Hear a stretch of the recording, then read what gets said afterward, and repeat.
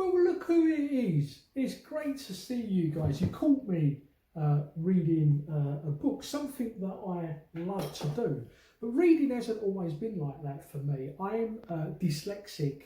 It means that actually when I read, I struggle to read. I get something called word blind, so the words blur over one another.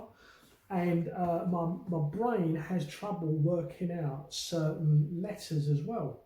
So when I was a little boy, I didn't read very much at all. In fact, it wasn't until I was 24 that I read a book from cover to cover, and this is the actual book that I read. I went on a holiday with my wife Rachel, and I bought a book to read.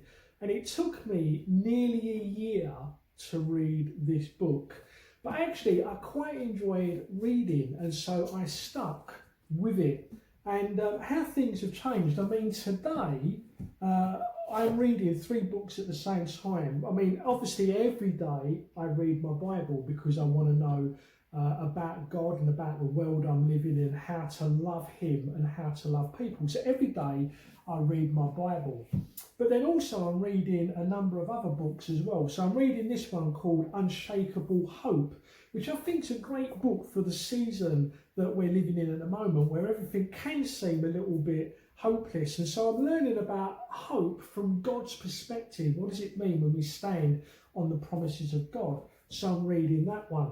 Then I'm reading this one, which is called Sounds from Heaven, which is about a revival that took place on a little island right at the very, very top of England, just above Scotland, on the island of Lewis, and that's quite interesting. Then I've got my book, it's my escapism.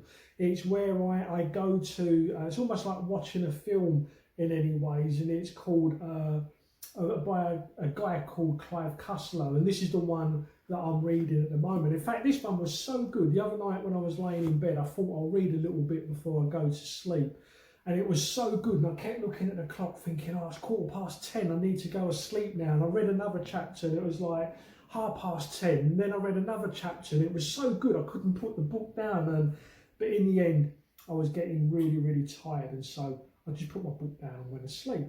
But when my girls were little, I used to love reading with them. I used to read with them at bedtime, and that got them into reading as well. I mean, some of my favourite books I used to love reading with them when they were really, really little was The Hungry Caterpillar.